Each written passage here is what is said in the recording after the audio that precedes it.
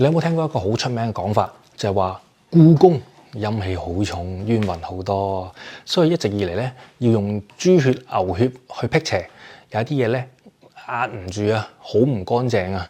同埋我早排睇到單新聞咧，就係有人咁樣講啦，就係話成日話故宮咧要辟邪，所以用豬血、牛血去辟啦。嗱，聽落去咧就好似都市傳說啦，但係咧問題係故宮呢個地方本身就真係太多血案啦，太多枉死，太多深宮嘅慘事，即係你話後人點會唔越傳越陰森啊？講真，嗱，故宮咧唔係普通嘅豪宅，佢係明清兩代皇權嘅中心，即係外面睇落去咧就梗係金碧輝煌啦，裡面其實就係一個極度封閉、極度高壓、極度講呢個階級嘅世界。而故宮咧，官方咧自己都講，西部區域作為所謂女性嘅世界，本身就充滿歷史故事同埋民間傳說，所以故宮咧會俾人講到陰陰沉沉啊，唔係冇原因嘅嚇，係因為呢個地方嘅歷史本身真係好黑暗。而最出名嘅一單咧，你一定有聽過，就係珍妃井。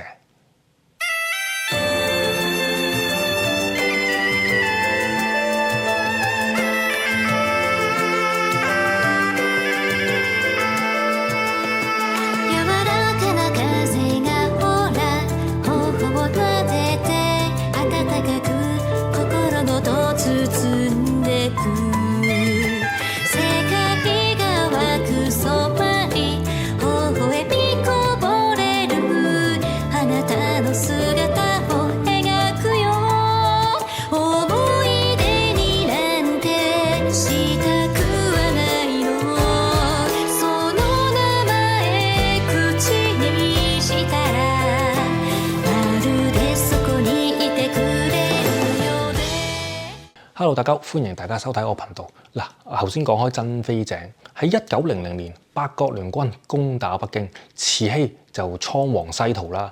臨走之前咧，珍妃被召到去頤和軒，之後咧太監崔玉貴等人就奉命將佢推落個井度浸死佢。嗱，呢個唔係民間亂吹嘅，係故宮官方介紹珍妃井嘅時候白字黑字寫出嚟嘅。嗱，一個年輕嘅妃子啦，俾人被困咗喺個深宮裏面，最後咧仲要死喺個井度。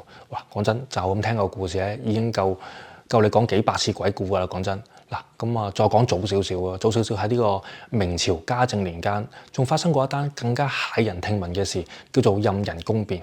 嘉靖皇帝對宮女暴虐無道，於是咧10幾個宮女就夾埋，打算趁皇帝熟睡嘅時候就勒死佢。最後事敗，涉事嘅宮女被重刑處死，連牽連入去嘅妃嬪都冇一個有好下場。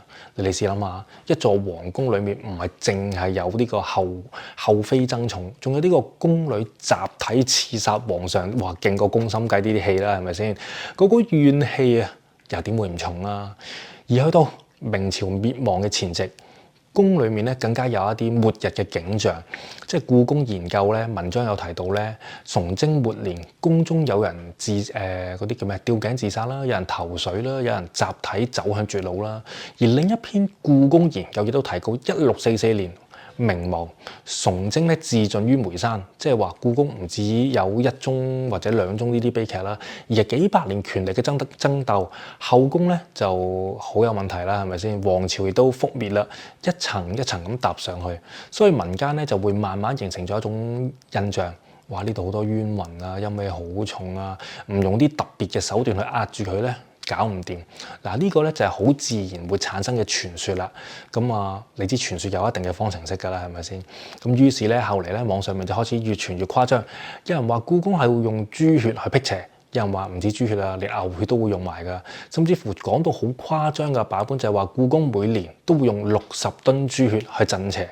嗱，講到呢一度啦，成件事係咪突然之間變得好合理咧？係咪先？一座死咗咁多人嘅皇城，用血去鎮邪。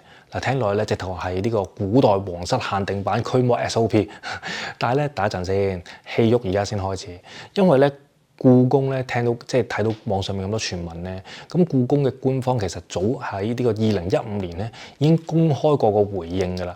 佢哋咧講得好直接嘅，所謂故宮靈異事件純屬子虛烏有。嗱，故宮專家仲話，歷代故宮人從來冇喺紫禁城入面見過經歷過啲乜嘢靈異事件，坊間就好多古仔，其實咧都係人哋茶餘飯後越講越大。即係話故宮有好多悲劇係真，但係故宮嘅官方咧就冇承認過有鬼嘅。咁啊當然啦，係咪先？但係豬血牛血又點嚟嘅咧？嗱，呢度咧就係比較有趣嘅地方，因為答案係佢哋真係有用豬血牛血嘅。嗱，喺故宮咧嘅木構件入面啦嚇，真係有豬血嘅成分喎。不過咧就唔係用嚟辟邪，亦都唔係用嚟鎮鬼，唔係紫禁城版嘅驅魔法陣，而係咧用嚟做呢個建築材料啊。因為故宮嘅研究員咧就講過，古建專家啦周乾咧就解釋，故宮木構件表面上有一層叫做地象層嘅傳統工藝層，而豬血咧就係呢一層入面其中一種材料，佢會同呢個磚灰啊、桐油啊、麻啊等等嘅材料混合成一個徽章，然後咧包喺個木構件嘅表面，作用係防日曬雨淋、防蟲咬，同時增加呢個黏黐度啊，嗰個同埋耐久性啊，即係黐得更加勁。咁簡單啲講啦，唔係法術嚟嘅，係材料嚟嘅啫。咁周乾咧仲進一步解釋，豬血入面嘅蛋白質喺呢個鹼性環境入面會分解，同埋咧再同呢個徽章中嘅鈣離子交聯，就會提升地象層嘅黏接性同埋呢個耐久性。嗱，見唔見到個反差其實幾得意？即係你以為老祖宗咧就攞啲豬血牛血喺度畫符鎮邪，原來咧呢個係建築學嚟嘅。人哋係一邊搞啲灰，一邊就靜雞雞喺度做緊一啲古代高分子嘅材料。嗱，人哋唔係喺度捉鬼，原來喺度防蟲、喺度防裂、防風化。而且古代建築咧唔止用豬血，亦都有用牛血嘅。報道咧就引述咗史料提到，清道光14年重建古代灞橋嘅時候，咁咧欄牆即係欄嗰啲牆啦、牆嗰啲石啦，曾經就用過糯汁牛血拌石灰去處理。之後咧經歷咗百年風雨，依然係堅固嘅。所以血呢一個材料咧，呢一樣嘢咧，喺古代建築世界入面咧，其實唔神秘嘅，反而係好實用添。只不過咧，一去到故宮，因為本身地方咧就好多宮廷血案啦，有好多冤死嘅故事啊，於是咧建築工藝同埋呢個靈異想像咧就炒埋咗一碟咁解啫。換句話講，故宮之所以俾人覺得要用血辟邪，唔係因為我哋有真憑實據話故宮有鬼啦，而係因為咧故宮真係發生咗好多令人哋毛骨悚然嘅歷史事件。當一個地方有呢個曾妃井啊、任人宮變啊、皇朝滅亡前嘅集體悲劇啊，再加埋建築上面有血，哇！呢一堆材料加埋一齊，民間就自然會腦補到一個最順口、最嚇人、最容易傳播嘅版本。我哋睇下故宮咁多冤魂，需要用豬血同牛血去鎮住佢咯。但係其實咧，歷史係歷史，工藝係工藝，就唔好將兩樣嘢混埋一齊咯。硬生生去撈埋一齊係唔啱嘅。所以咧，如果你問我故宮最可怕係咩咧，梗係唔係鬼啦。但係裡面真正發生過咁多人命權鬥、幽禁處死同埋呢個皇朝末日嘅絕望，喺故宮最神奇嘅，真係未必係呢個辟邪啊，或者豬血啊、牛血啊等等嘅百年技術咯。原來咧，我哋一路以為係法術嘅嘢，係咪？啲豬血牛血啊，點解會搽喺個牆身？因為我哋現代係唔需要用，但係古代係需要用。呢啲其實係一個建築嘅智慧。好啦，咁啊講翻我自己個觀念啦。嗱，鬼呢樣嘢咧，喺我自己角度咧就好簡單嘅啫。世界上有冇鬼咧？喺我睇嚟咧，係必然一定有鬼嘅。只不過咧，呢樣嘢咧唔係你日日都會撞到，亦都唔係話你聽完一兩個傳聞咧就即刻代表周圍都會有鬼。反而我覺得咧，對呢一類嘅事情咧，最正常、最穩陣，亦都最負責任嘅態度就係用科學角度去睇眼前嘅證據，用理性去拆解每一個傳聞。因為咧，你真係見唔到、摸唔到嘛，又未去到你親身經歷嗰一步喎，即係希望你都唔會啦。你成日咧自己喺度幻想，即係自己喺度確信啊，真係有鬼啊，真係有鬼啊，自己喺度自己嚇自己，其實係冇乜意思。一般人本身就唔會見到鬼。你見唔到，但係你又偏偏日日認定佢喺你身邊有鬼，最後驚嗰個唔係隻鬼，亦都唔係咩，係只係你自己個腦啫，自己喺度驚自嗨，咁又何必咧？所以我一路咧都覺得對鬼神之事咧，唔好太輕佻，但係亦都唔好太癲狂。你可以敬畏，但係唔好過度腦補。你可以有保留，但係唔好一聽到啲神神怪怪，即刻自己加入去好多嘢，咁唔係幾好嘅。就好似今次故宮事件咁啊，歷史入面確實係有好多悲劇，民間亦都確實有好多因為陰森感而而衍生出嚟嘅傳說。去到最後，我哋一定要分得清楚邊啲係歷史，邊啲係傳聞，邊啲係工藝，邊啲係想像。如果唔係嘅話咧，原本只係古人嘅建築，最後無啦啦就講到嗰度驅魔避術咁，係咪？